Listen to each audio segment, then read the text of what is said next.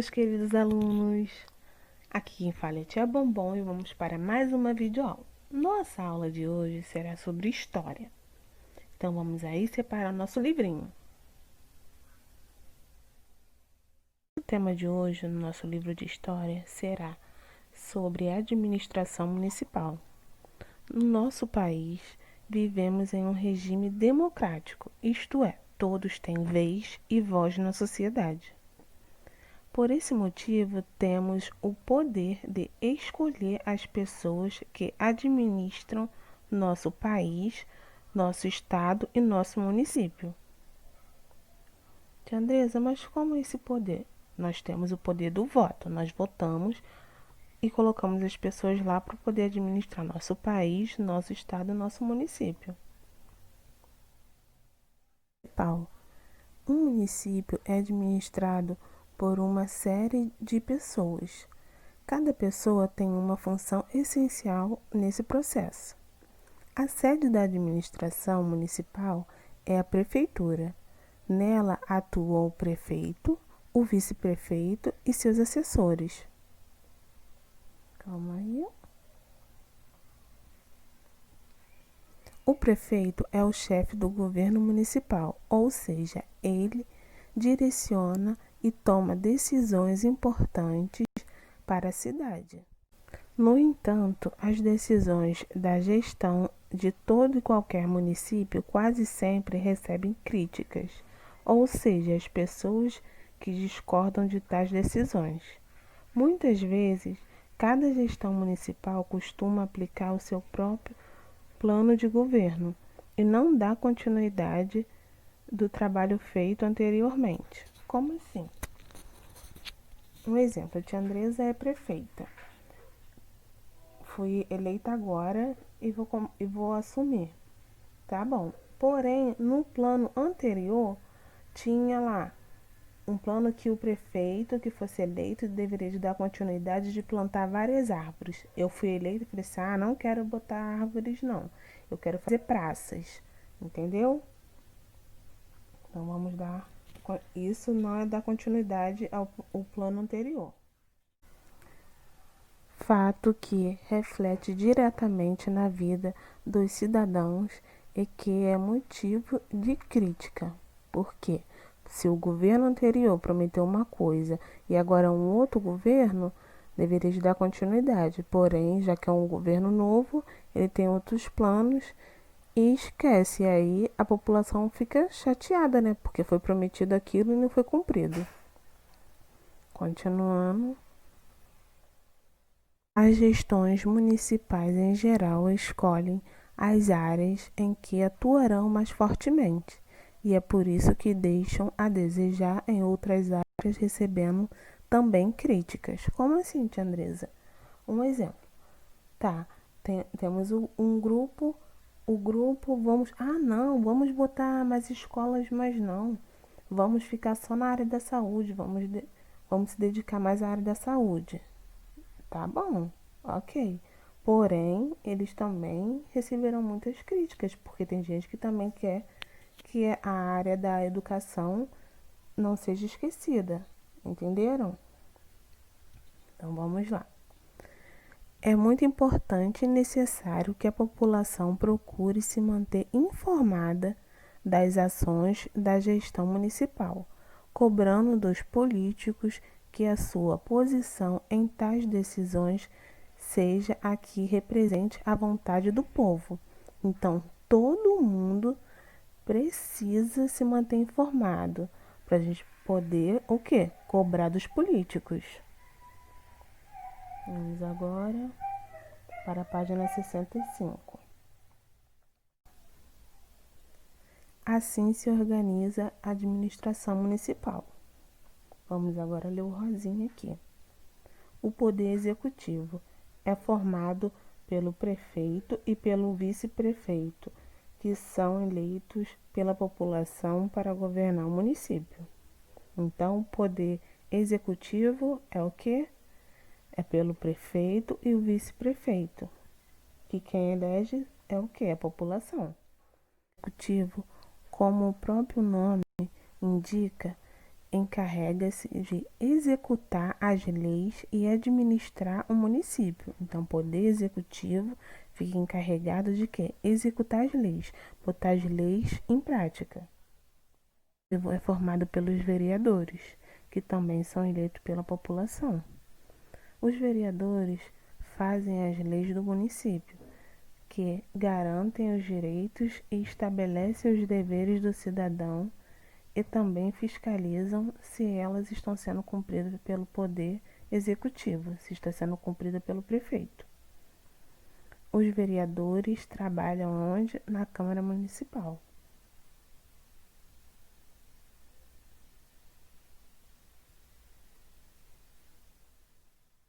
O município não tem poder judiciário próprio. Ela depende do Poder Judiciário do Estado. É ele que julga os crimes e as divergências entre os civis. Alguns municípios têm a sede da sua prefeitura instaladas em prédios históricos. É o caso da Prefeitura de Olinda, em Pernambuco. O prédio, além de comportar toda a importância da gestão municipal, é cartão postal da cidade. É um dos principais pontos turísticos.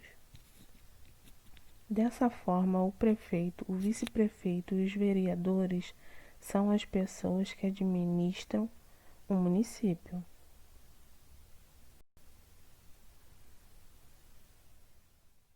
Eles são representantes do povo porque são eleitos por meio de votos secretos em eleições realizadas de 4 em 4 anos. E tu tem auxiliares que ajudam a administrar o município. São os secretários indicados pelo próprio prefeito, que ocupam um cargo de confiança. Eles trabalham na prefeitura e fora dela, nas secretarias.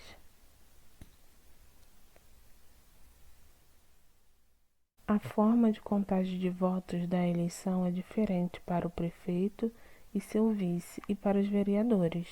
No primeiro turno das eleições, nem sempre o candidato a prefeito, que deve ter mais votos, consegue a vitória.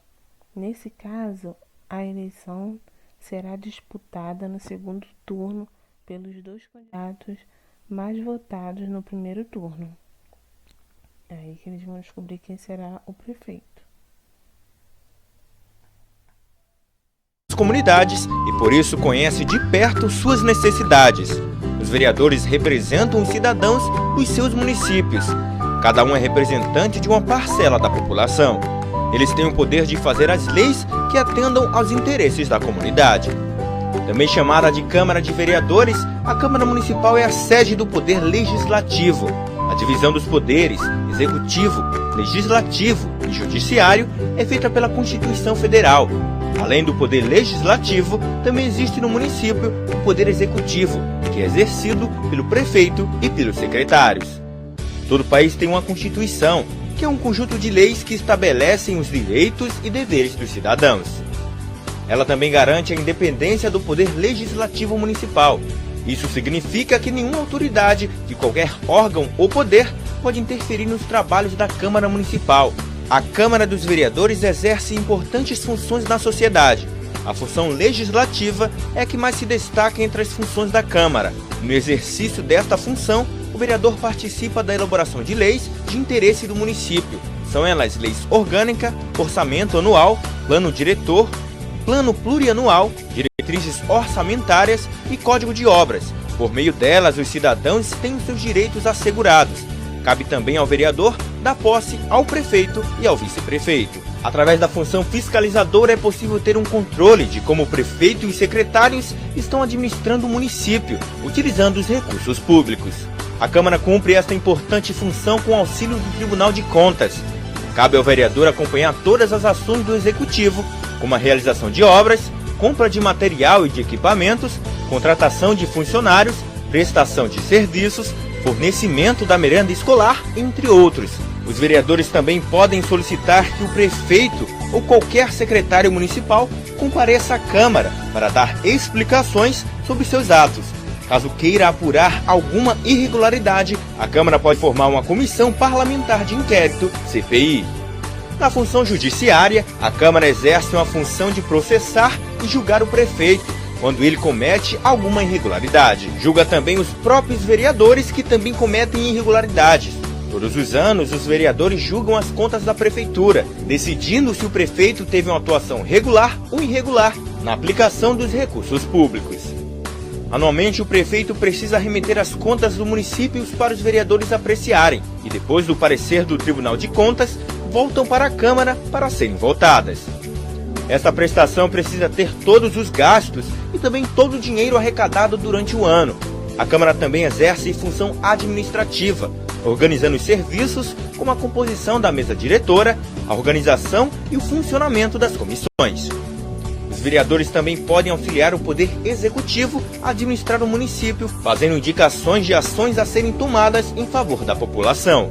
Através das indicações, os vereadores podem sugerir a construção de escolas, abertura de estradas, limpeza pública, assistência à saúde, entre outros. Toda a Câmara Municipal precisa ter uma sede. É nela onde os vereadores se reúnem para a discussão e votação dos projetos. O número de vereadores que compõem a Câmara varia de acordo com cada município. Este critério é chamado de proporcionalidade. Depois de eleito, o vereador tem um mandato que dura 4 anos. A legislatura, como é chamada, começa no dia 1º de janeiro do ano seguinte à eleição municipal. O regimento interno disciplina todas as atividades da Câmara. Ele é um documento muito importante para o funcionamento da Câmara, porque define as articulações dos órgãos, a tramitação dos projetos de lei e todas as questões administrativas.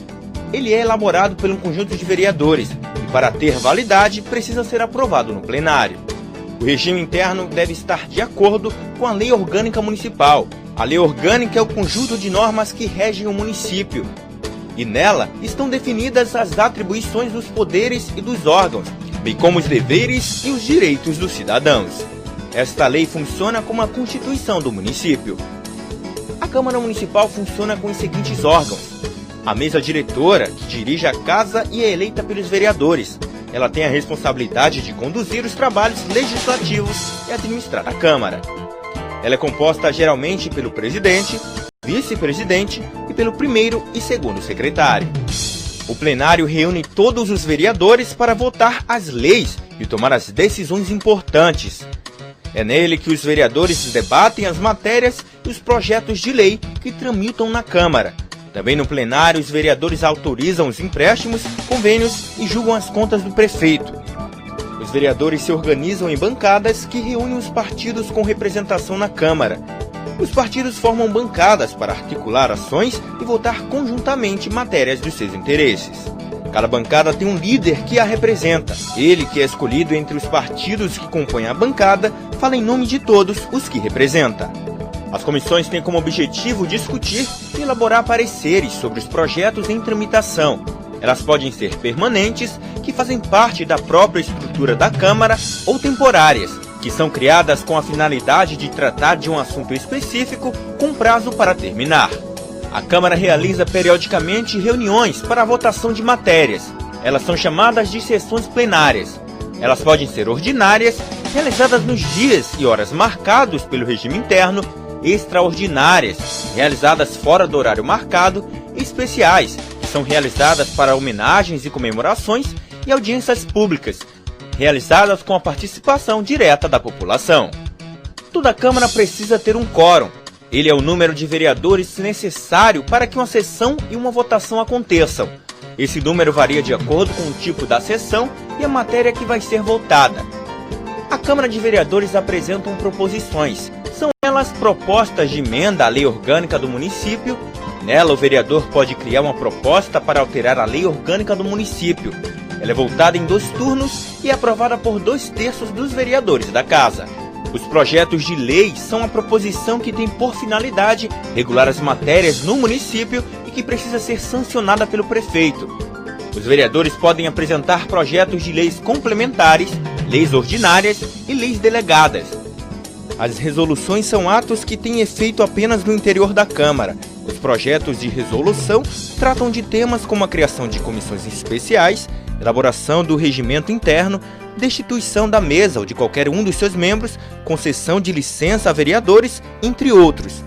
Eles não necessitam da sanção do prefeito para sua promulgação. Os projetos de decreto legislativo são as normas que podem ser definidas pela Câmara de Vereadores e provocam efeitos externos. Exemplos deste tipo de matéria são as concessões de títulos honoríficos e a aprovação ou rejeição das contas do município. Para entrar em vigor, não tem que passar pela sanção do prefeito.